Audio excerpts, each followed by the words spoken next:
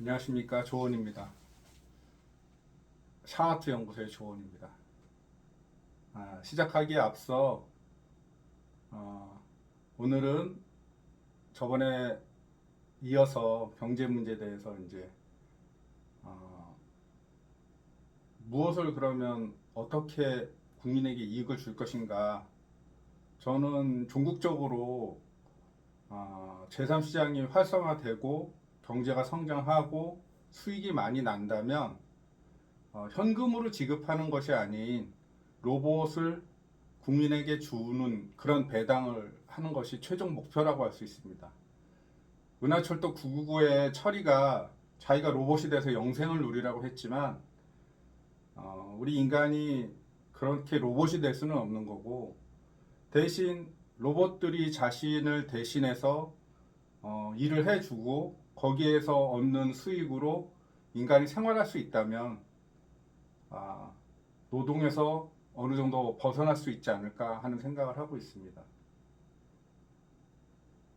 그것이 가능할까요? 저는 가능성이 있다고 생각합니다. 자, 그러면 그 가능성을 향해서 한번 또 이야기해 보겠습니다. 구독, 좋아요, 알림 설정, 또 제가 이것을 찍는 목표는 많은 사람이 이런 이야기를 듣고 알기를 바랍니다. 저는 가능하다고 생각하니까 이렇게 말씀드리는 거겠죠. 자, 그러면 공유 많이 부탁드리고 한번 또 오늘의 이야기를 해보겠습니다. 저번에 물가도 안 오르고 성장하고 이런 것은 샤흐트가 이미 독일에서 보여줬다는 것을 말씀드렸고요. 따라서 독일보다 훨씬 상황이 좋은 우리나라는 당연히 2배, 4배 성장할 수 있다고 봅니다. 거기에 그치지 않고 요새 나오는 비트코인에 의한 투자처도 마련해 줌으로써 더 활성화시킬 수 있겠죠. 그러면 제가 공익기업을 예를 들 때 로봇 AI를 얘기했던 걸 아실 겁니다. 거기다 왜 에너지까지 얘기하느냐 하면 기본적으로 로봇과 AI가 결합해서 인간의 노동력을 대체한다면 그것이 스스로 움직이기 위해서는 에너지가 필요하지 않습니까? 그래서 에너지 기업을 말씀드리는 겁니다.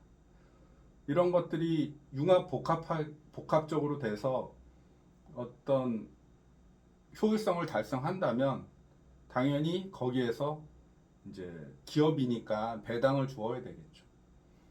그런데 일반적으로 매개체인 코인을 가지고 있는 사람들한테 이익을 주는 것 외에 기본적으로는 모든 국민에게 코인을 나눠주고 그 코인으로 인해서 윤택해지기를 바라는 거거든요. 비트코인은 그 중앙정부의 무자비한 무분별한 통화 발행으로 인해서 국민들이 피해를 보고 있으니 우리가 이런 걸 만들어주겠다고 했지 않습니까? 그렇다면 전 세계 국민에게 팔면서 왜 지금같이 많이 올랐는데 국민들한테 나눠주지, 일반 전 세계 국민들한테 나눠주지 않는지 저는 이해가 되지 않습니다. 말과 행동이 다른 것이죠. 하지만 제가 말하는 이 매개체인 코인은 국민에게 나눠주는 겁니다. 즉, 뭐 몇 개씩 나눠주는지는 정해져야겠지만 일정 수를 나눠주는 거고요. 그러면 국민들은 그 코인을 받고 어느 정도 있다가 궤도에 오른 코인을 팔아서 자신의 수익으로 할 수도 있고, 또는 지속적으로 가지고 있음으로써 수익을 얻는 그런 방식도 가질 수 있다고 생각합니다. 어쨌든 자본주의 하에서는 매매가 가능한 것이니까요.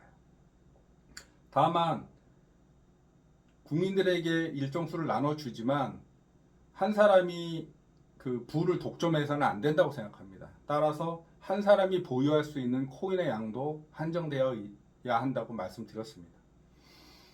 그러면 그 수많은 노력과 기술 개발과 창의력에 의해서 공익기업에서 수익이 난다면 이 공익기업이 나는 수익을 일반 국민에게 나눠줘야 된다고 말씀드렸죠. 아까 코인을 나눠드렸으니까 그거에 맞춰서 이익을 가져가야 된다고 생각합니다.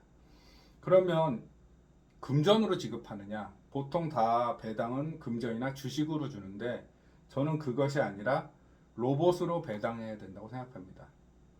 즉 포크레인 한 대와 노동자 100명이 있다고 치죠.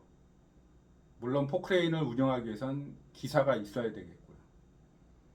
그런데 100명이 파는 그것과 포크레인 한 대가 파는 그것과 어떤 것이 더 많이 팔까요? 어떤 것이 더 효율적일까요? 다 알고 있지 않습니까? 그런데 이제는 포크레인 기사까지 로봇으로 대체한다는 의미입니다. 전혀 사람이 개입할 필요가 없죠. 즉 어느 궤도에 오르면 로봇이 로봇을 생산하고 AI와 결합한 로봇이 스스로 개선하게 된다는 의미를 가지게 됩니다. 따라서 사람은 어떤 생산에 특별히 관여할 필요는 없죠. 뭐 창의적인 생각으로 필요에 의해서 개선할 수 있겠지만 많은 부분을 로봇이 대체하게 될 거라고 생각합니다. 그러면 저도 그런 걱정을 하지만 그럼 로봇이 일을 다 하고 수익을 다 주면 우리는 뭐 하냐? 인간은 또 인간 나름대로의 창의적인 활동을 해야 되겠죠. 그냥 뭐 놀러 다닌다거나 여행만 다닌다 그런 의미는 아니고요. 그것도 인간으로서 필요한 거니까 견문을 넓히기 위해서 할 수 있지만 본질적으로 합리적인 어떤 인간의 활동, 어떤 것을 해야 될 것인가, 어떻게 예술이나 창의적인 생각을 할 것인가는 또한 논의가 필요하다고 생각합니다. 아까 말씀드린 바와 같이 일정 코인의 수를 국민에게 무상으로 나눠주고요. 그것에 의한 배당은 받는다고 얘기했습니다. 그럼 어떤 문제가 해결되느냐? 한국이 가장 극심하게 겪고 있는 저출산 문제도 해결될 수 있다고 생각합니다. 사람이 예전에는 자녀들을 많이 출생을 했죠. 그리고 그것을 다복의 상징이라고 했고. 왜 그럴까요? 어떤 분은 말씀하시더라고요. 옛날에 아이를 낳는 거는 뭐 선택을 할 수 없었지만 그걸 제외하고라도 왜 많이 낳으려고 노력했냐면 농업시대 또는 상업시대라도 마찬가지입니다. 그 자신의 자식들이 한마디로 말해서 자기의 노동력을 도와주는 결국은 그것도 부하고 관계에 있는 겁니다.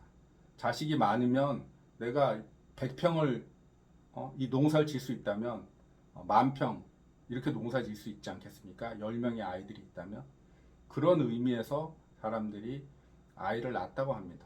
그럼 반대로 생각하면 지금은 어떤가요? 아이를 낳으면 돌봐야 되고 키워야 되고 교육시켜야 되고 거기에 또 한국은 막대한 돈이 들어가지 않습니까?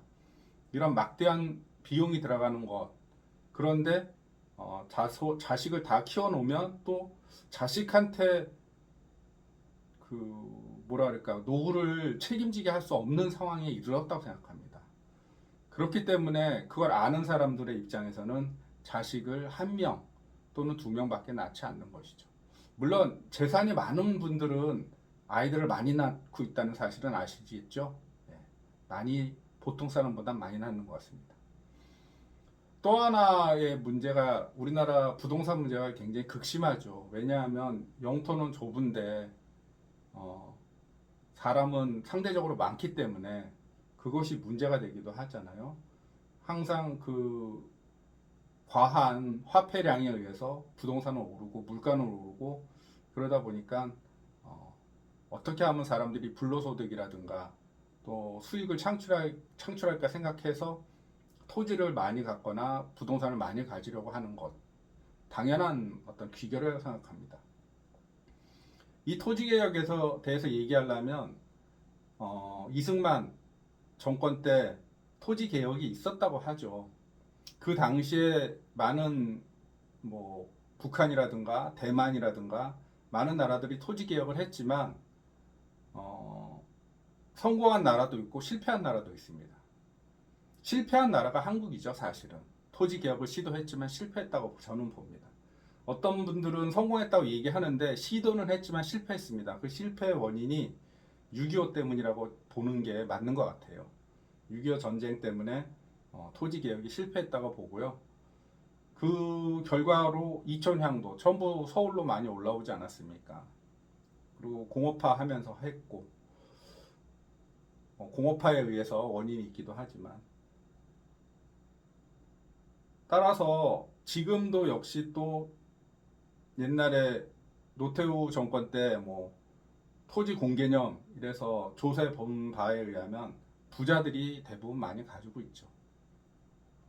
또 재벌 기업이라든가 하는 회사들이 많이 가지고 있고. 근데 저희 나라, 우리나라는 다른 나라하고 다르게 토지와 건물을 분리한 부동산으로 취급하고 있습니다. 제가 알기로는 많은 외국들은 그 토지를 부동산의 개념이고 건물은 그냥 어떤 일반 물건으로 보거든요. 근데 우리나라는 토지와 물건을 따로 보고 있지 않습니까? 그럼 갑자기 왜 이런 얘기 하다가 토지에 대해서 얘기하느냐? 저도 불로소득 좋아합니다. 모든 사람이 다 좋아하죠. 태양도 불로소득이고요. 햇빛이. 물도 불로소득이라 생각합니다. 제가 만들지도 않았고 생산하지도 않았어요. 저는 어떤 부가가치도 투하한 적이 없습니다. 그냥 주어진 것이죠. 그렇다면 토지는 어떤가요? 토지도 모든 국민의 불로소득이 되어야 된다고 생각합니다. 누구만, 개인 누구만 또는 부유한 누구만의 불로소득은 문제가 있다고 생각해요. 하지만 그 소유한 분들의 그것을 부정할 수는 없지 않습니까? 그래서 옛날 토지 개혁을 할 때는 국가에서 채권을 발행했고 그 채권으로 토지를 수용하고 그것을 국민에게 일반 국민 개개인에게 나눠주려고 했던 걸로 알고 있습니다. 즉 제가 이 말씀을 드리는 이유는 코인, 제가 말한 매개체인 코인을 가지고 그 토지에 관해서 불화하면서 그걸 수용하고 또 그것을 가지고 있지 않은 분들에게 모두 공평하게 나눠줄 수 있는 것이 되지 않느냐 하는 생각을 가지고 있습니다. 말도 안 되는 소리지 않느냐? 예를 들자면 개인이 가지고 있는 토지가 뭐 100평이라고 해보죠. 100평에는 그 가격이 있지 않겠습니까? 토지에는 그 가격이 있는데 그 가격에서 1년에 1,000만 원의 수익이 난다고 치죠. 반대로 코인을 받았는데 1년에 1,000만 원, 2,000만 원, 그보다 훨씬 더 많은 수익이 난다고 평가된다면 과연 토지를 가지고 있으려고 할까요? 아니면 코인을 가지고 있으려고 할까요? 그렇습니다. 저는 코인을 가지고 있으려고 할 것 같습니다. 다만 보장이 돼야 되겠죠. 그렇다면 제 얘기의 전제는 이 코인이 그 수익이 더 날 수 있도록 구조를 가지고 있어야 된다는 그 말씀을 드리는 거고요. 그거에 의해서 나는 코인은 싫고 일반 채권으로 다오 라고 할 수 있는 분들도 계실 겁니다. 그렇다면 그런 채권에 의해서 교환을 해야 되겠죠. 저는 이 코인을 가지고 지속적으로 문제를 일으키고 있는 이 부동산 문제도 해결해야 된다고 생각합니다. 그럼 왜 해결해야 되느냐? 결론적으로 다 아시다시피 많은 학자들이 토지 개혁에 성공한 나라들은 발전했고 실패한 나라들은 발전을 못했다. 그리고 다 후진국이나 중진국에서 나락으로 떨어졌다. 이렇게 얘기합니다. 한국은 실패했는데 어떻게 그렇게 성공했느냐? 그만큼 민주화되고 많은 노력과 희생이 있었다는 사실을 반증한다고 생각합니다. 따라서 계속 우리나라가 이대로 갈 수 있을까? 성장 엔진이 꺼져가고 있는 것을 많은 분들이 느끼고 있지 않습니까? 그렇다면 다시 재성장하기 위해서는 제가 말한 제3시장과 또 매개체인 코인과 또 토지 개혁에 의해서 경제 문제를 해결해야 된다고 생각합니다. 그러면 오늘도 또 벌써 14분이 넘었으니까 이것으로 마치겠습니다. 자, 공유 부탁드립니다. 공유 부탁드립니다. 감사합니다.